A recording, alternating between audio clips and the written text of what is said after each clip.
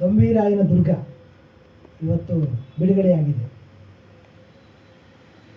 ಈ ಪುಸ್ತಕ, ಈ ಕತೆ ಹುಟ್ಟಿದ ರೀತಿಯನ್ನು ಕೆಲವೇ ನಿಮಿಷಗಳಲ್ಲಿ ನಾನು ನಿಮ್ಮ ಮುಂದೆ ಹೇಳಲಿಕ್ಕೆ ಇಷ್ಟಪಡ್ತೀನಿ. ಸಮಷ್ಟಿ ರಂಗತಂಡದ ಜೊತೆ ನನ್ನ ಒಡನಾಟ ಕಳೆದ 20 ವರ್ಷಗಳಿಂದ ಇದೆ. 20 ವರ್ಷಗಳಲ್ಲಿ ನಾನು ನಟನಾಗಿ ಮತ್ತು ರಂಗಕರ್ಮಿಯಾಗಿ ಬೆಳೆದಿದ್ದೇನೆ ಅನ್ನೋದಕ್ಕಿಂತ ಬೆಳೆಸಿದ್ದಾರೆ, ಸಮಷ್ಟಿ ಬೆಳೆಸಿದೆ ಅನ್ನೋದು ಒಂದು ಸಮರ್ಪಕವಾದ ಮಾತಾಡಿದ್ದು.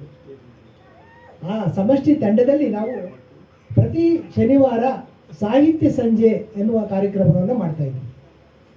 ಆ ಸಾಹಿತ್ಯ ಸಂಜೆ ಕಾರ್ಯಕ್ರಮದಲ್ಲಿ ನಾಡಿನ ಎಲ್ಲ ಲೇಖಕರ ಕೃತಿಗಳನ್ನು ಅಲ್ಲಿ ಓದಿ ಚರ್ಚೆ ಮಾಡ್ತಾಯಿದ್ವಿ. ಅದು ವಸುಧೇಂದ್ರ ಅವರಿರ್ಬೋದು, ಕುವೆಂಪು ಅವರಿರ್ಬೋದು, ಜಯಂತ್ ಕಾಯ್ಕಿಣಿ ಇರ್ಬೋದು, ಹೀಗೆ ಎಲ್ಲರ ಪುಸ್ತಕಗಳನ್ನು ಓದಿ ನಾವು ಚರ್ಚೆ ಮಾಡಿ ಒಂದಷ್ಟು ನಮ್ಮದಾಗಿಸ್ಕೊಳ್ತಾ ಇದ್ವಿ ಅದನ್ನು. ಆ ಸಂದರ್ಭದಲ್ಲಿ ಅದು ಎಷ್ಟರ ಮಟ್ಟಿಗೆ ಅಂದರೆ 150ನೇ ಸಾಹಿತ್ಯ ಸಂಜೆಗೆ ನಾವು ಮಿಥುನವನ್ನು ಸ್ಟೇಜ್ ಮಾಡಿದ್ವಿ. ಕನ್ನಡ ಸಾಹಿತ್ಯ ಪರಿಷತ್ತಿನ ಸಭಾಂಗಣದಲ್ಲಿ ಮಿಥುನವನ್ನು ಸ್ಟೇಜ್ ಮಾಡಿದ್ವಿ. ಅದಂತಹ ಅದ್ಭುತ ಕಾರ್ಯಕ್ರಮ ಆಯಿತು. ಜೋಗಿಯವರು ಬಂದಿದ್ದರು. ಹೀಗೆ ಬಹಳ ಕಾರ್ಯಕ್ರಮಗಳನ್ನ ಮಾಡಿದಾಗ ನಾನೊಬ್ಬ ಕವಿಯಾಗಿ ನಾನು 1992ರಲ್ಲಿ ಬಡವಿ ನನ್ನ ಹುಡುಗಿ ಎನ್ನುವಂತಹ ಒಂದು ಕವನ ಸಂಗ್ರಹವನ್ನು ಮೈಸೂರಿನಲ್ಲಿ ನಡೆದ ಕನ್ನಡ ಸಾಹಿತ್ಯ ಸಮ್ಮೇಳನದಲ್ಲಿ ಬಿಡುಗಡೆ ಮಾಡಿದ್ದೆ. ಆನಂತರ 4-5 ಕಥೆಗಳನ್ನು ನಾನು ರಾಗಸಂಗಮ, ತರಂಗ ಇತ್ಯಾದಿ ಮಾಸಿಕಗಳಲ್ಲಿ ಮತ್ತೆ ಬಿಡುಗಡೆ ಮಾಡಿದ್ದೆ, ಅಂದರೆ ಪ್ರಕಟವಾಗಿದ್ದರು. ಆ ಎಲ್ಲ ಸಂಗ್ರಹಗಳನ್ನು ನಾನು ಇಟ್ಕೊಂಡಿಲ್ಲ ಕೂಡ, ಅಂದರೆ ಈಗಾಗಲೇ ಔಟ್ ಆಫ್ ಪ್ರಿಂಟ್ ಆಗಿದ್ದಾವೆ ಮತ್ತಿಲ್ಲ.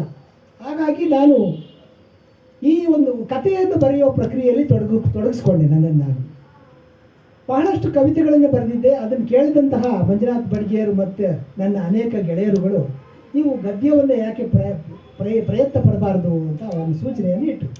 ಹಾಗಾಗಿ ನಾನು ಗದ್ಯಕ್ಕೆ ತಿರುಗಿದೆ.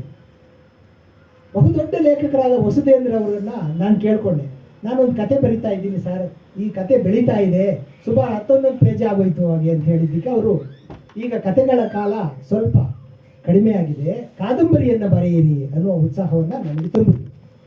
ಆನಂತರ ಅದನ್ನು ಬೆಳೆಸಿ ಇವತ್ತು 184 ಪುಟಗಳ ದೊಂಬೀರಾಯನ ದುರ್ಗ ಸಿದ್ಧವಾಗಿದೆ, ಬಿಡುಗಡೆಯಾಗಿದೆ. ದೊಂಬೀರಾಯನ ದುರ್ಗದಲ್ಲಿ ಇವತ್ತಿನ ಸಮಾಜಕ್ಕೆ ಹಿಡಿದ ಕನ್ನಡಿಯಾಗಿದೆ ಅದು.